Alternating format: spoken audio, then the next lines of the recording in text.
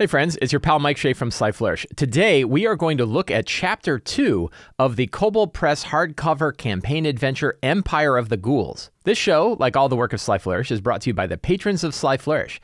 If you are a patron of Sly Flourish, you get access to the City of Arches sourcebook, Uncovered Secrets Volume 1 and 2, dedicated Discord channel, the monthly Patreon Q&A, and lots of other exclusive stuff.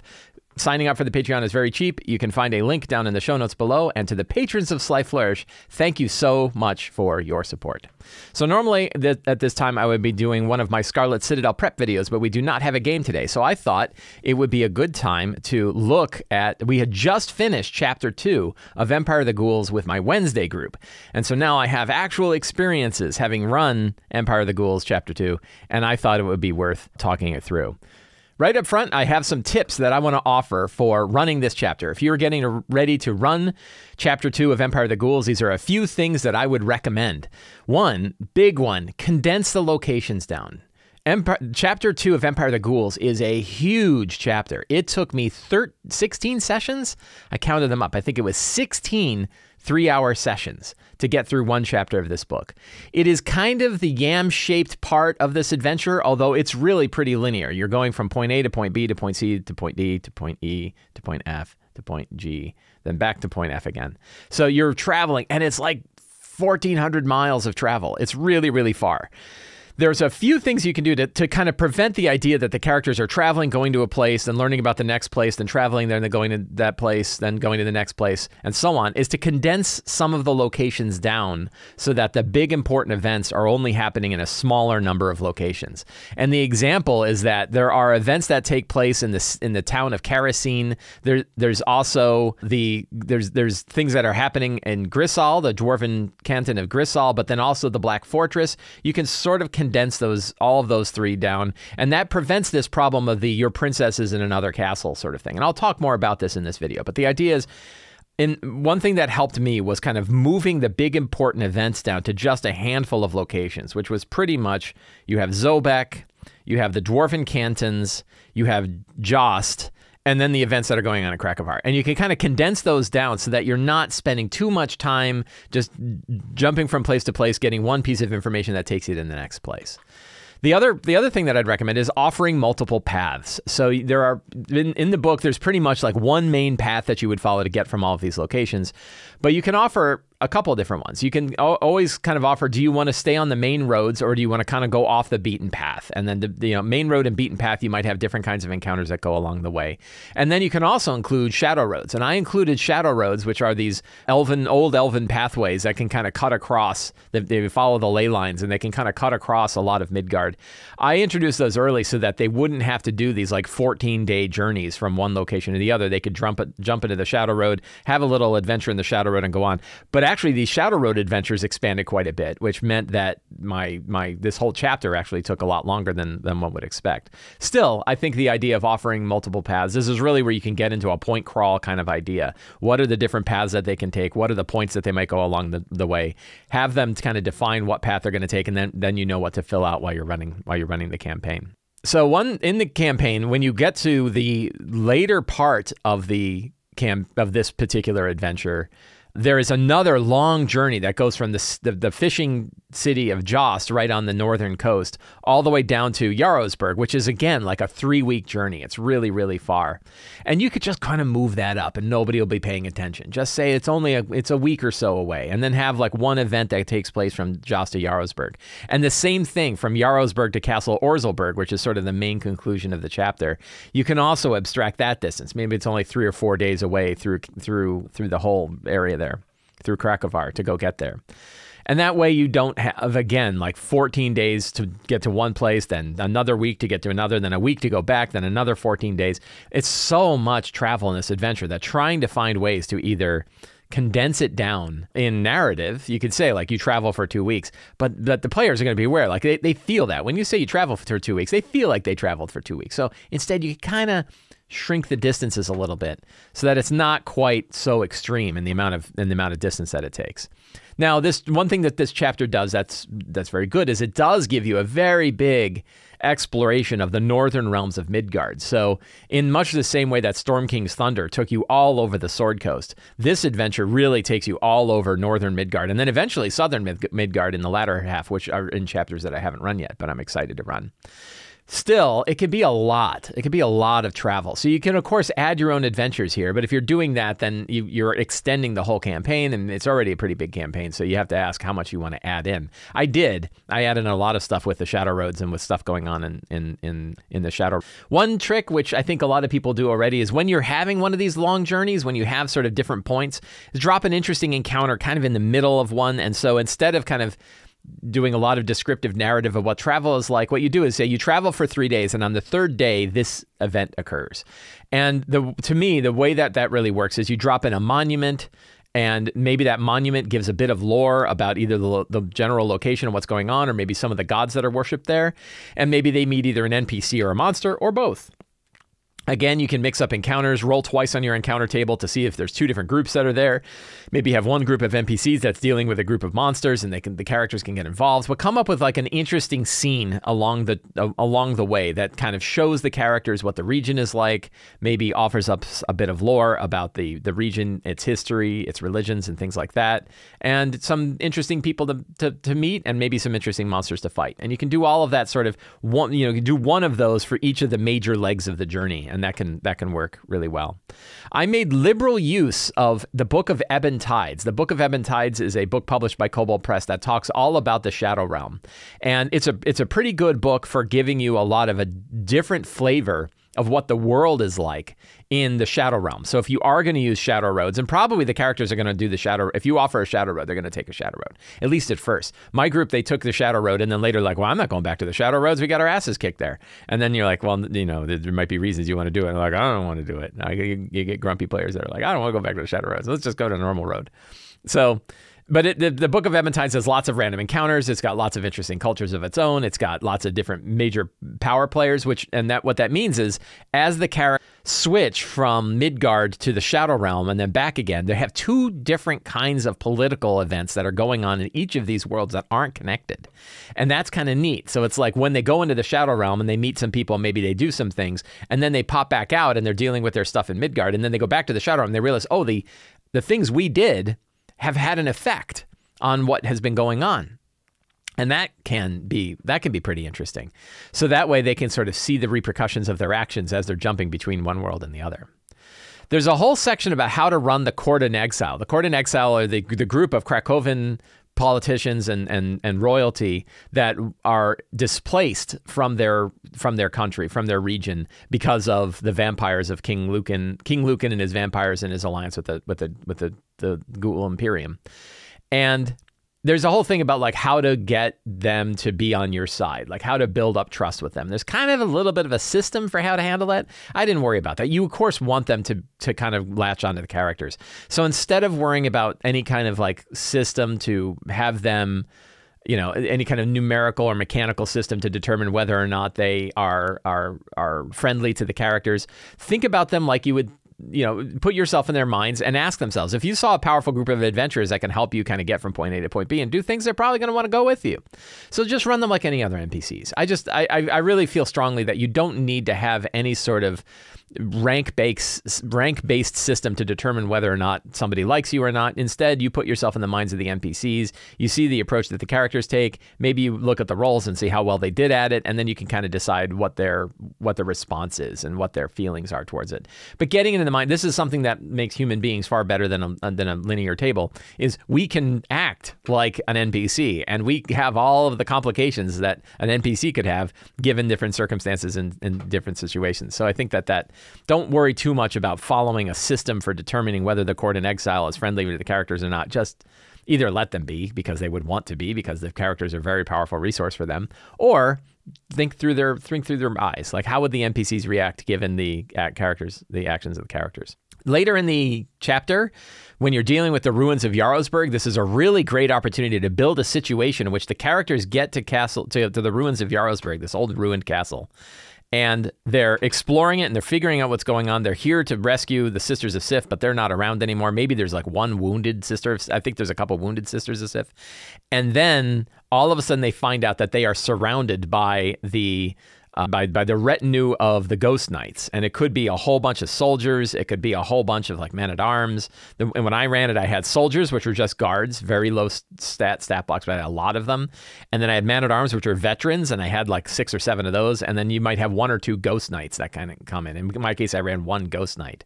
You can have the characters realize that this group is coming in, and they have some time to prepare. And it gives them this fun situation of like, where do they want to go? What do they want to climb up? How do they want to prep the environment so that when these groups come in, they're prepared to handle them. And it's a really fun, like multi-wave fight. I ran it as this really fun multi-wave fight. I added one thing, I had this thing where they found an oubliette, and they found out that there was a vampire that was down in the oubliette, a person that had been turned into a vampire that was thrown down there. And then they were like, well, should we rescue this person? Do we kill this person? You know, they're a vampire now, but they weren't always a vampire, and they were forced to be a vampire. So it's not really their fault. And then that was kind of a resource they could use. Like, how do we let sick this vampire on the other people? And so that worked really well. But looking at the ruins of Jarlsberg, instead of just having like a preset kind of sets of encounters, instead think of it as a situation. The characters are there. They have this ruined castle or this ruined keep. They have a couple of allies that they could command to kind of say, hey, why don't you guys guard that door over there? A vampire guy will let you free, but only if you eat those guys.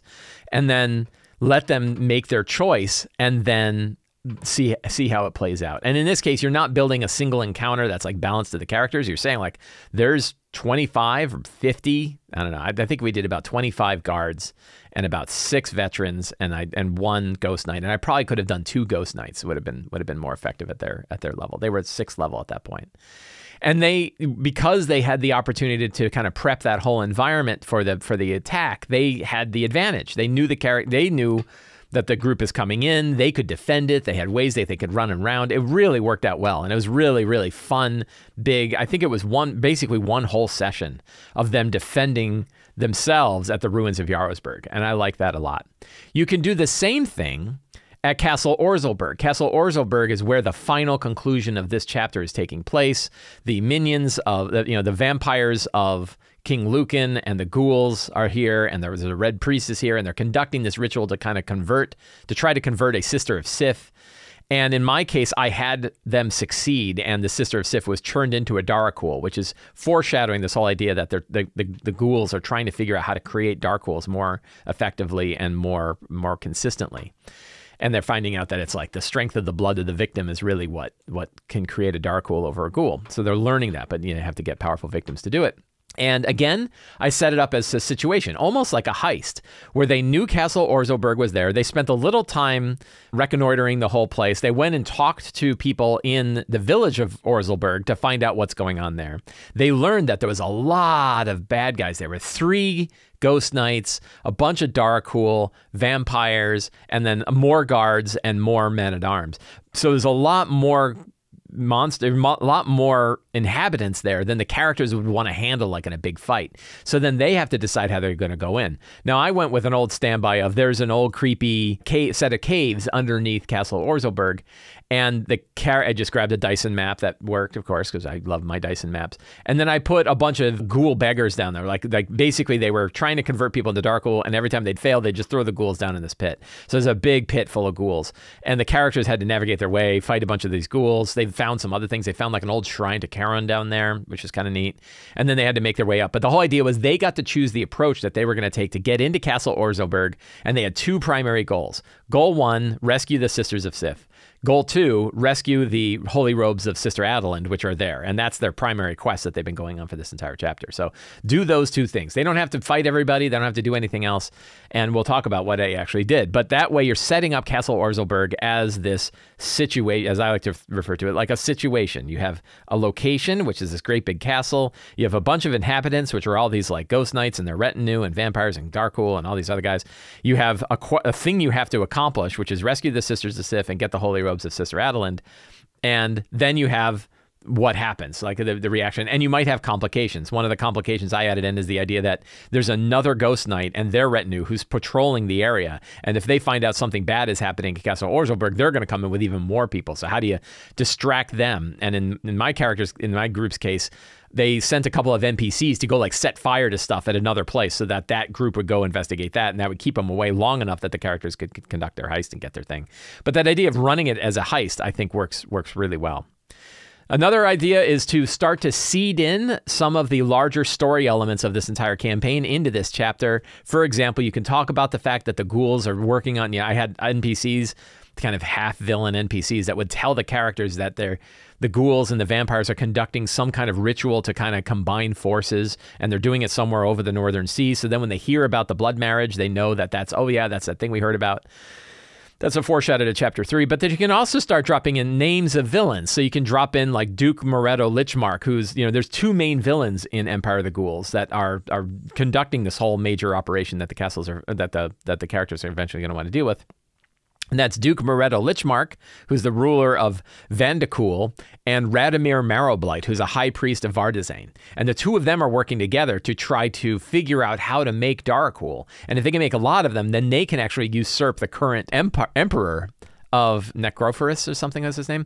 They can overthrow the emperor. So it means you can start to drop these names in, that as they meet Darakool, as they're interrogating Darakool or whatever they're doing, they're starting to learn that, oh, there's this larger plot that's going on among the ghouls. And maybe it isn't just the Empire of the Ghoul is one big organization. It's actually a bunch of factions, and those factions don't always get along. So you can start to seed all of that in. So those are kind of my big recommendations for running this chapter. Again, we're going to go through the chapter itself. We're going to look at it, but I wanted to kind of get this up front so that you had some thoughts about how to run this. Then there's a couple of other things that I did that worked well. There's not necessarily things I say, oh, you should do this. These are things that I did that worked really well for me, and I just wanted to offer those up because they were really fun events that occurred. One was that you can really, and you should do this all the time, tie the characters to NPCs and groups that are in there. In my case, I have a character who is a member of the Daughters of Paranelia down in the Crossroads region. So instead of just having the Sisters of Sif alone, I said that the Sisters of Sif is sort of like a sorority with the Daughters of Paranelia, and they work together, right? And there was a bunch of daughters that had traveled up to Jost to work with the Sisters of Sif, and that the way there were direct relations between this character and the people that they were going to rescue. It's a much stronger connection when it's like, we really like these daughters. The sisters and daughters we would bring together. So that worked really well. Find every way that you can to connect your characters to the adventure. Same with the bear folk. My wife's character is a bear folk barbarian. And when she traveled into the Shadow Roads and they saw that the bears were really the people that are helping, the bear folk are really the ones helping people travel along the Shadow Roads, she kind of was like, wanted to join them. So I said, like, I connected them very much, so that now whenever she goes back to the Shadow Roads and she meets other bear folk, like, oh yeah, you're kind of one of us. And now she has like, oh, maybe one day I'll go back there and do that as a jobby job once I'm done with all this ghoul crap. So that works really well. But every time you can kind of take a character and say, like, what's their connection to these other characters? What's these connection to the NPCs, to these other groups? Maybe if you have a noble, maybe they're connected to the court in exile. Maybe they know the court in exile. So reinforce that connection can really help. One of the other things I did was in the Stone Galleries, which was an area that the characters dropped into from the Shadow Roads, I had some Medusa there, smart Medusa, that were the ones sending basilisks out. And the Medusa, instead of just having a big fight against a bunch of Medusa and basilisks, which would have been really hard, the Medusa recognized that the characters weren't ghouls. And they're like, it ended up becoming an NPC interaction where the Medusa were telling the characters, like, hey, we used to have a strong connection to the vampires. We used to be kind of their eyes and their ears that were out here and sort of advisors to them. But now these pain in the ass blood priestesses, these blood priestesses are trying to usurp us, and they're taking over, and we really don't like them. So if you'll go take care of these blood priestesses, hey, we'll tell you anything that we want to tell you to help you disrupt their plans, because we don't like them, because we want to reinforce our connection back to the vampires again. So it was this kind of fun, like, well, they're kind of friends, but not really. Like, they're not hostile to us. But right now we both have a common enemy, and that common enemy is the Red Sisters.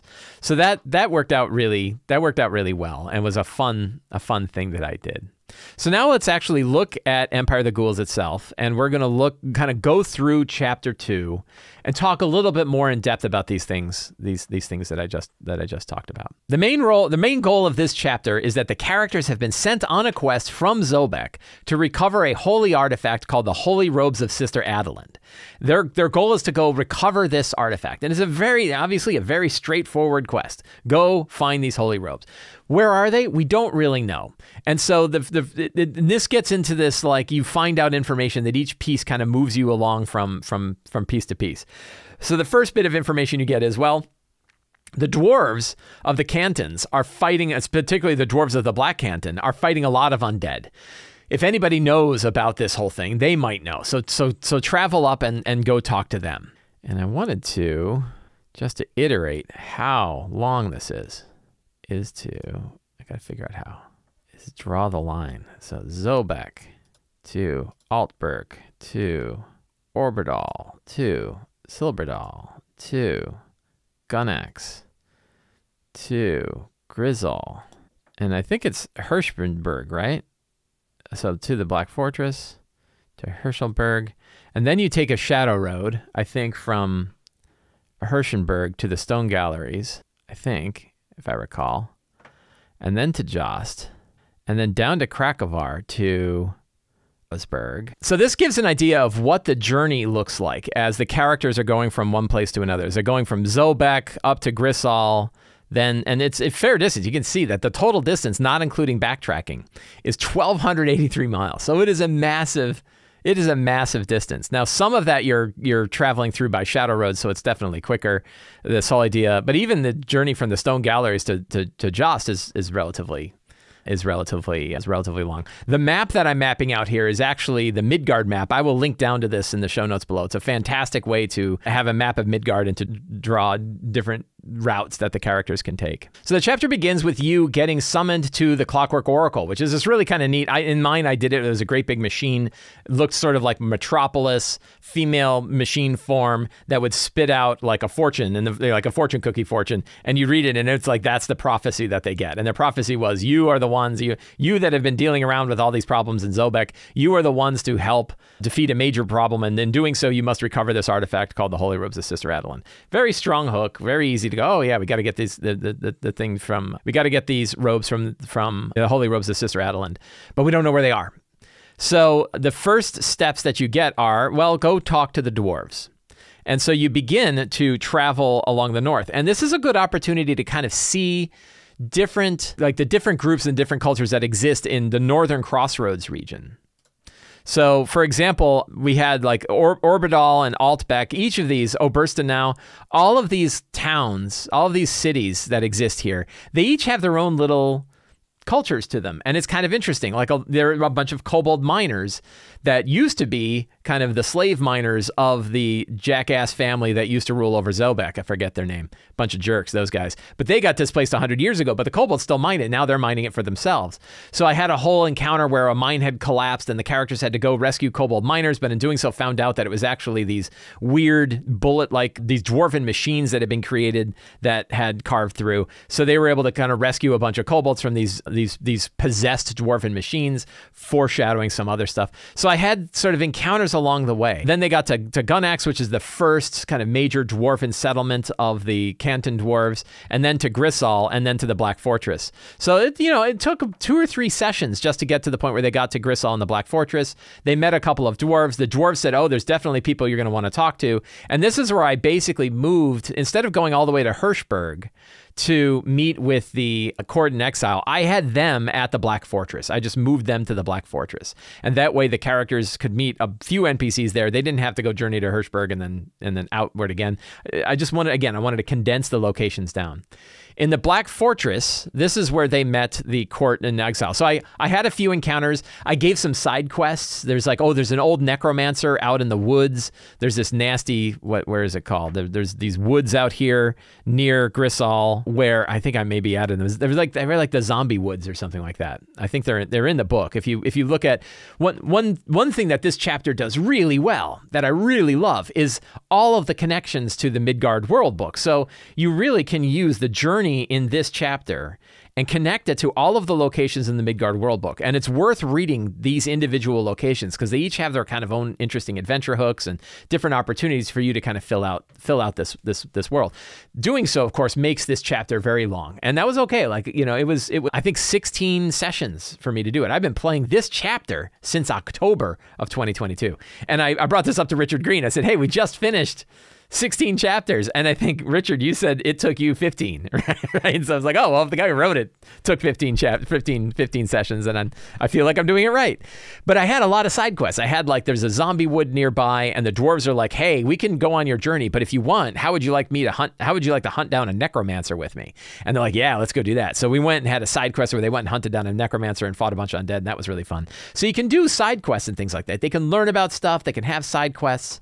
But travel is generally hard to run anyway. Like I struggle when I run travel scenes. So having a chapter that's lots and lots of travel, it can get actually kind of old to have the pattern of go to a place, meet some people, learn about the next spot, then maybe have one encounter along the way, then get to that next place. Like that gets too repetitive. That pattern gets too repetitive. So side quests are really important, and having learning things, but always asking whenever you're bringing up one of these places, ask yourself, what's a situation that the characters can get involved in here where they can make some choices about what they want to do? Because it's really easy to tell the players lots of stuff, but it's not always easy to say, here's a situation and the characters can get involved. One of the ones that I thought was really fun, I think it was Orbidal, where I read the chapter in Midgard World Book. Let's take a look. Was it the Crossroads? I think it's the Crossroads. So this is the Midgard World Book. And looking through here, there's all of these different places that the characters can see. Obviously, we did a lot of stuff in Zobek. And by the way, if you're running Chapter 1, now is a great time to pick up the Zobek Clockwork City source book if you want to fill that out.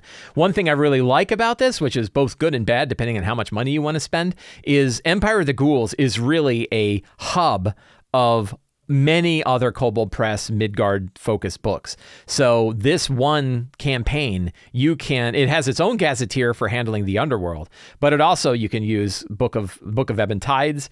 You can use, obviously, the Midgard World Book. You can use Southlands. You can use the Zobek Guide. So if you already have a lot of different Kobold Press books, this is a great hub to dive deep into all of those sources and have a way that you can bring them out and connect them. So if you like that, it is a fantastic way to do that. Let's see, there's other Crossroads.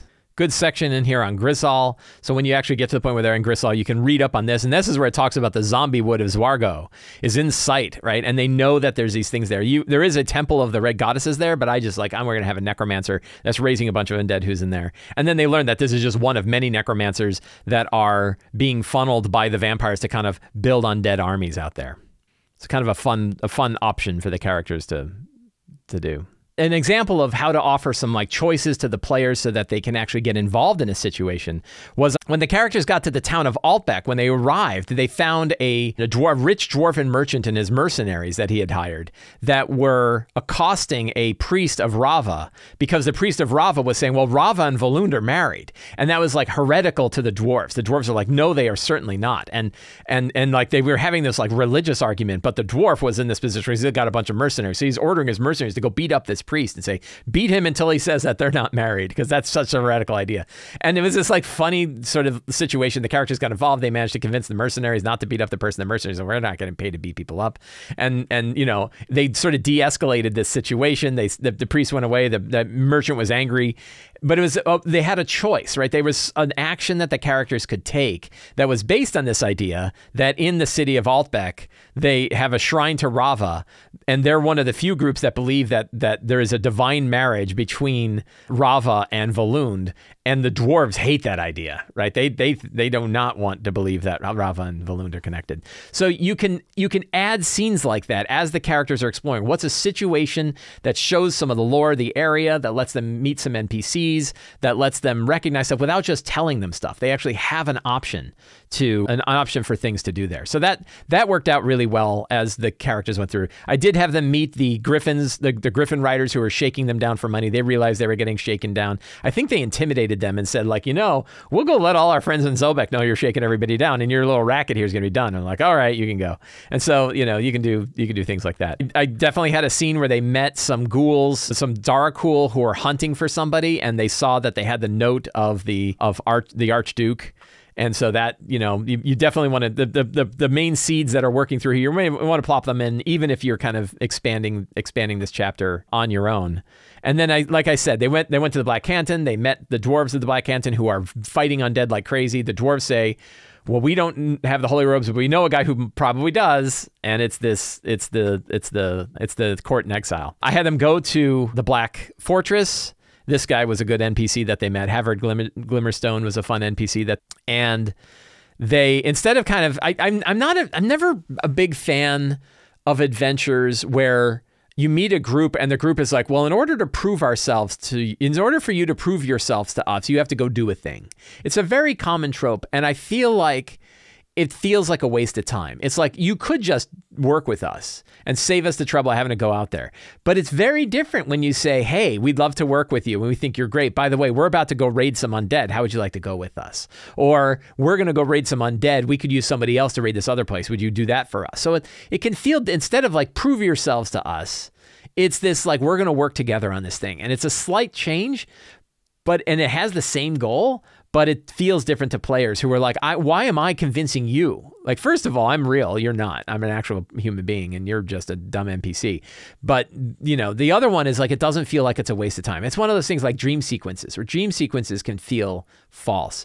But Inception-style dream sequences, where you're going in there to steal something that you need, that can feel pretty good. So, it's a slight change, but it's a way that I think really that works well. And in this case, I had them go and fight the necromancers in the zombie wood because that felt fun to me. I had them meet the head of the dwarves of the Black Canton, who said like, hey, we want to work with this duke. And then in the castle, in the basement of the Black Castle, the Black Fortress, was an old elven gateway that switched over to the Shadow Road. And that was their first journey in the Shadow Road.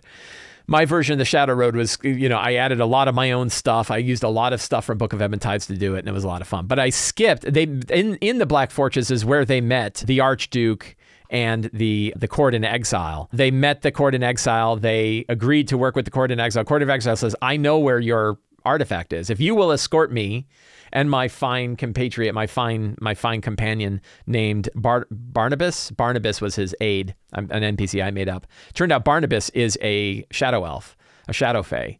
And that meant when Barnabas jumped over to Barnabas's shadow fae ability lets him protect the Archduke along the way. So a lot of times, this is a really fun thing that I did. It was one of these things where like an out-of-world thing turned into an in-world thing. So all of us collectively, my players and I, would forget about the fact that they're escorting the Archduke, because they went to the Shadow Road for a long time. They were in the Shadow Realm for a long time.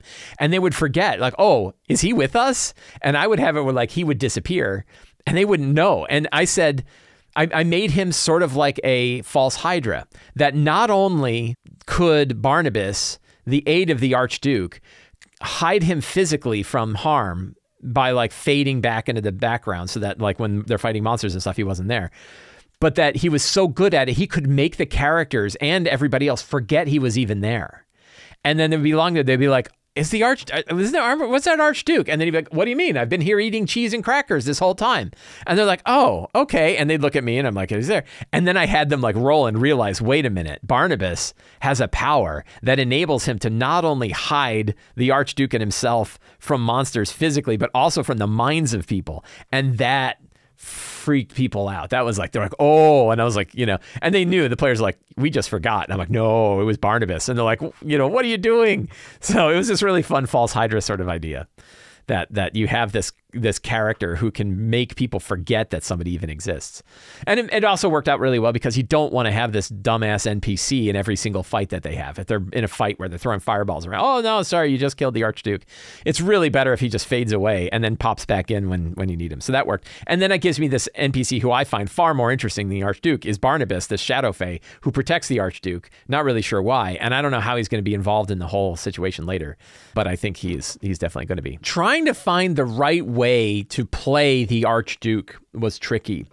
I liked to play him as sort of a snobbish, pompous ass who's very eager for his afternoon wine and his fancy cheeses on his artisanal crackers. at 4 o'clock every day, wherever they are. And then it was like, is it 4 o'clock? We're in the Shadow Realm.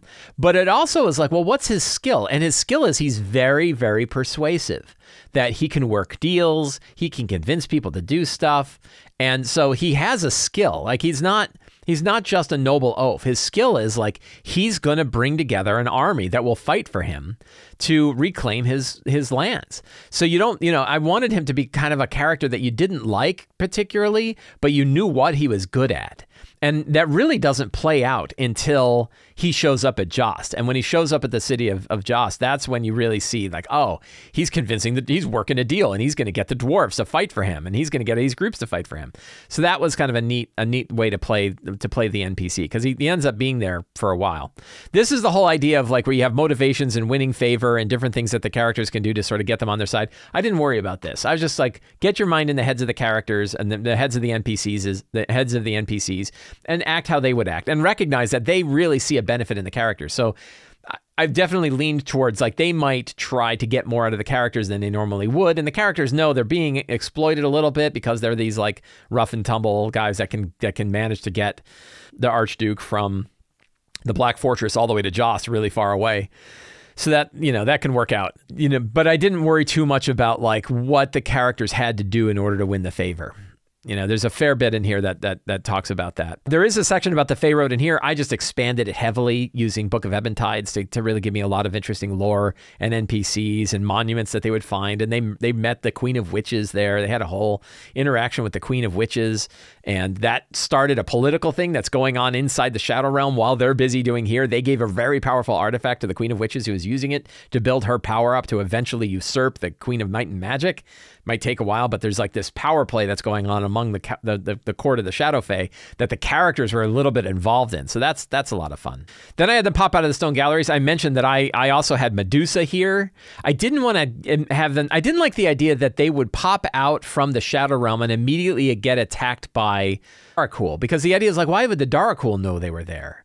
Right? Like the Darkhool aren't everywhere. And the idea that the characters just went through this whole thing to avoid being seen by going through the Shadow Realm, the idea that then they immediately run into Darkhool didn't feel right to me. So instead I was like, well, how about basilisks? And how about a massive basilisk, right? What if we could use a massive basilisk? I have a miniature I've been dying to use for a while. That's a giant basilisk mini with little glowing eyes. Can you see his glowing eyes? This is my Dwarven Forge glowing-eyed basilisk. And I was like, I want to use this guy so bad. So I had them fight a bunch of small basilisks, and then I put this big dude out there, and I made him like a huge dire basilisk that they had to fight, and that was really good. I basically reskinned a young black dragon, only it also had the stone gaze trait, and that worked really well. And then they met the Medusa, and the Medusa were really mad at the red priestesses.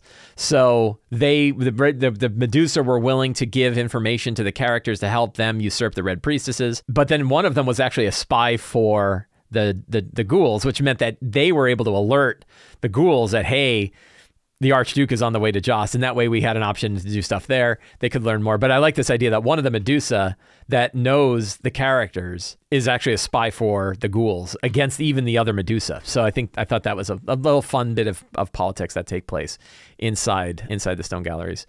So instead of this map, I built a nice Dwarven Forge map because I had players at my table. So I built one that had like a lot of fun ruins and stuff like that. And then I had basically one encounter between the stone galleries and Jost, just to kind of show them. I don't even remember what it was. It was just a throwaway encounter where they got to meet some people. I think they met some refugees, the first refugees that they ever met from Cracovia, and they said, oh, we can help you get to Jost, and they helped them get to Jost. In the city of Jost, they went there. They met with the Archduke, kind of took them around and showed them a bunch of places. There was a funeral going on for a smithy who was a follower of Thor. So I started to introduce the northern gods, which are all like the traditional sort of Viking Norse gods. So Thor and Loki and all those. And I wanted to make sure like my Thor isn't like Marvel's Thor. My Thor is sort of different. And what's nice is I'm playing God of War and God of War Ragnarok, and both of those have the Norse gods in it in different versions of those gods. So you're not stuck into stereotyping Thor so much. And I made that very clear to the character. This is not like your Marvel Thor. This is like a different kind of Thor. And so that worked out. They got to see the funeral and kind of partake in it and hear about some of the lore of Jost and of the northern gods. Then they went to the Temple of the Shield Maiden. Again, one of the characters was connected there so that she was welcomed very much. I didn't really want to get into too much of the like, oh, only women are allowed and men are not. I didn't want to get too tied into that. So I just said, yeah, everybody can come in. And they met the high priestess, and the high priestess says, yes, indeed, we had the holy robes of Sister Adelind, but we had a group of us that on the holy day of her death, we're taking it down to the place of her death so to worship it there, which is unfortunately inside Krakowa, but they are very sound and they'll be here. And then while they were spending time with Jost, they said, they have not returned and we have not heard word. We're worried about them. Will you go down there and try to find out what happened to our sisters that went down there? So the character said yes. They suited up. I had some downtime in Jost. Again, downtime's always tricky to run. So I don't, all the characters kind of had things that they did, and that was all pretty good. And they learned about some other connections, but then they eventually got together and they traveled south. I condensed the distances. I didn't really want to have them spend weeks and weeks of travel between Jarlsberg. I said like right here, ruins of Jarlsberg. Whatever route they choose, the characters face a trip of several hundred miles through vampire-controlled Krakowa. Well, that's a campaign, right? Like that one sentence that could go. There's another 16 weeks. So I was like, no, it's going to be. I'm going to have like one encounter along the way, and then they're going to get to the ruins of Jarlsberg, because at this point, we've done so much travel. So they got to Jarlsberg, and now I mentioned how I ran Jarlsberg specifically as a Conan the Barbarian style. You have 50, 60 soldiers that are coming in. You have a couple of these ghost knights that are coming in, but you have the time to prepare. How are you going to prepare this place for defense? And their first thought was, we're leaving. Like, we'll just go. Like, why are we staying here? But I was like, you're surrounded. They're coming in from all sides, and it's not going to go well for you to try to fight out in the woods. This is the best defensible position. And then they're like, okay. And then they got into like how they're going to defend it. And it was a really, really fun battle. Again, I used a big Dwarven Forge setup so they could see it, and it worked really well. And they ended up doing very well. They didn't really have a lot of trickery. There are a lot of factions in the undead world that I thought were pretty neat.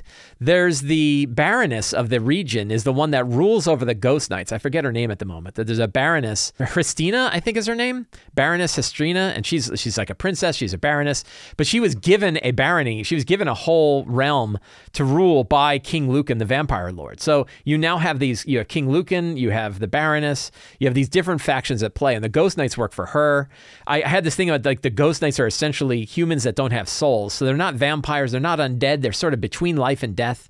They actually captured the Ghost Knight, and the Ghost Knight was not going to give them anything. And so one of the sisters beheaded him, and then one of the other man-at-arms saw that and immediately just spewed out everything he could say about Castle Orzelberg. It was hysterical. Like the characters are there, and they're talking to the Ghost Knight, and the Ghost Knight is like, there's nothing you can do to me that will get me to betray my Baroness. There's nothing you can do.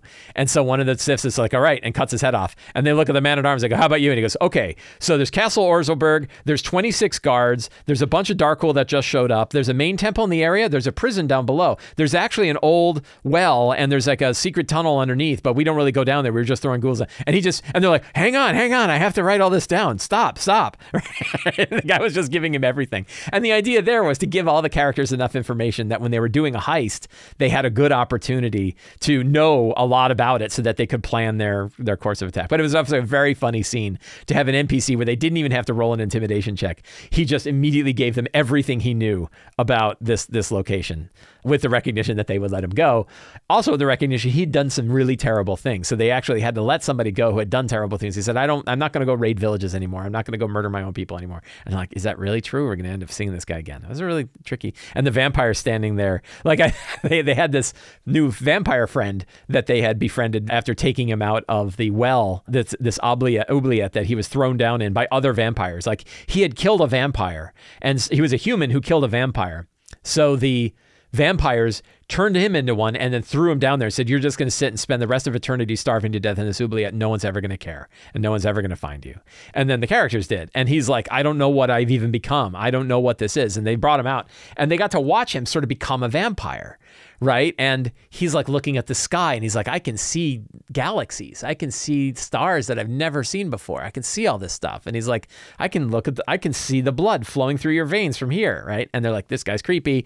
And then like during the battle, he would like grab a dude and blood would just explode outwards. And I think that's what happened. He was better at intimidating the man-at-arms because the man-at-arms is hearing the screaming of one of the other guards that had survived, and then this guy comes out and he's just covered in blood, and he's like wiping his mouth, and he looks over at the man-at-arms with these like amber, total amber eyes, these cat-like eyes where the light is just shining right to the back of his eyeball, and he's looking at the guy, and they're like, and the dude just pours out stuff. Yeah, so let's just say, did you watch Midnight Mass? I got this. This guy is exactly from Midnight Mass. In fact, the character, I'll pull it up because it's if you have not seen Midnight Mass on Netflix, it is a fantastic story.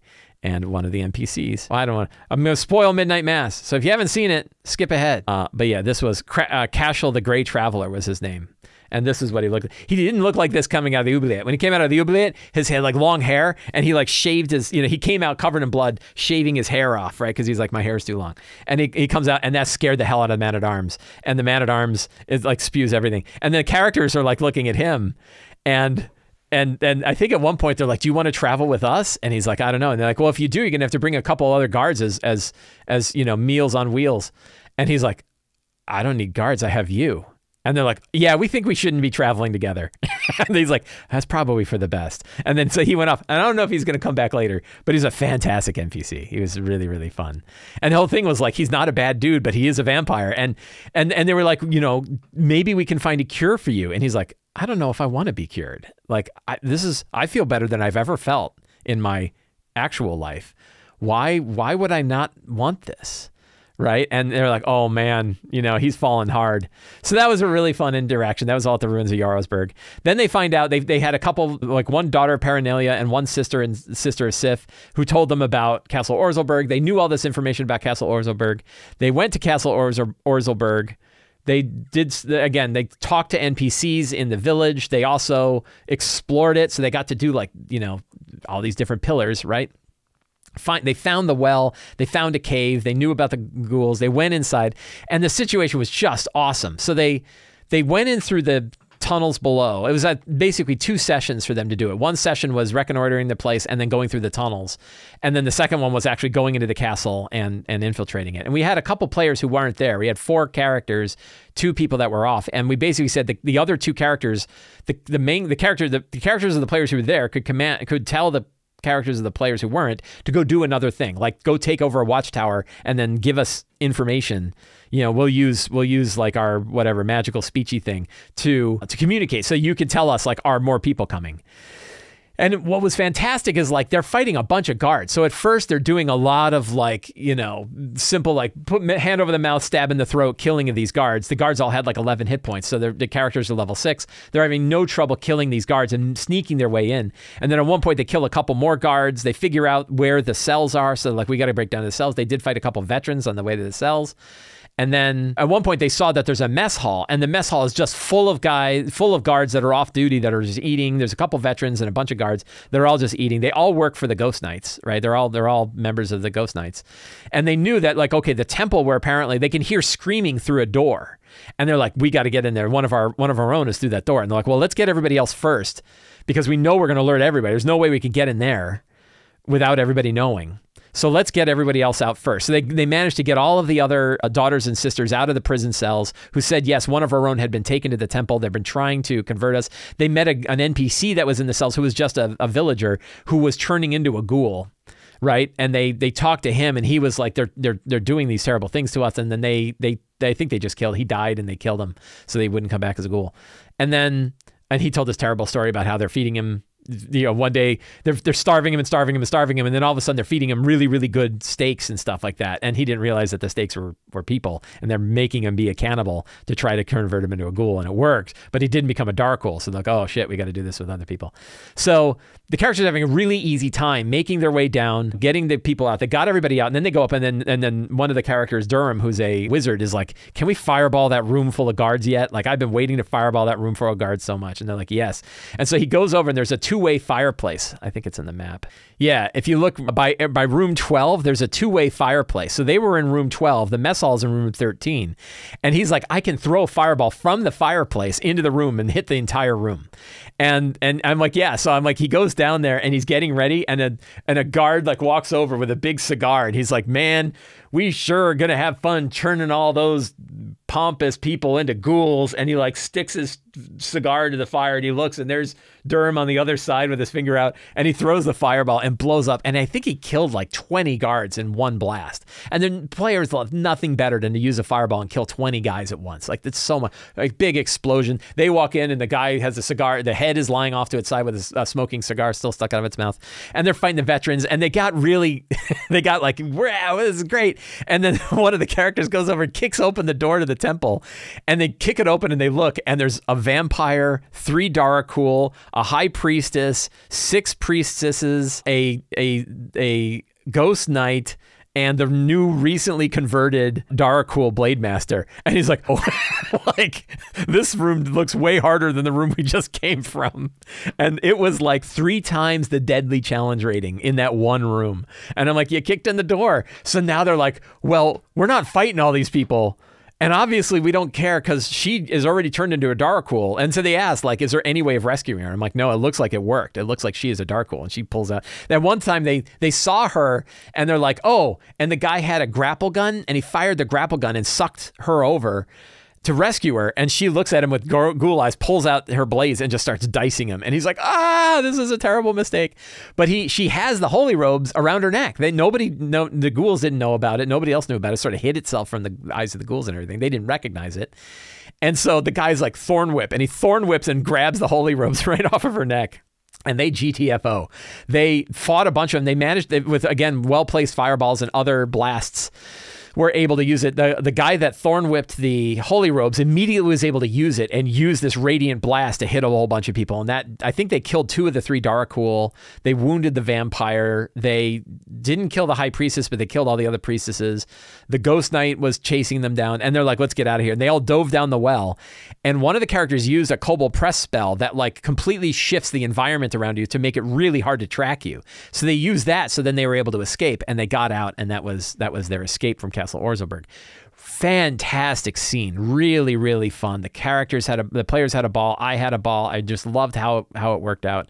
Really fun. And then the goal was, okay, let's get back to Jost. And at this point, it's like, we're done with the chapter. Let's not make this really a long thing. So they did end up, I say that, and I said that they went down, a bartender that they had met said, hey, we've got secret tunnels where you've been getting people out of Orzelburg. You can use those tunnels. One way leads away from Orzelburg, but out into the mainland, or we have a shadow gate you can take.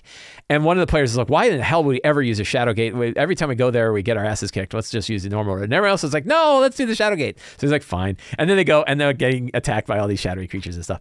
But they used the shadow road. They made their way across the shadow road. They ended up near Jost. They got out and went to Jost. And now that is where our next adventure begins, which is the end of this chapter and the beginning of chapter 3, which is the blood marriage.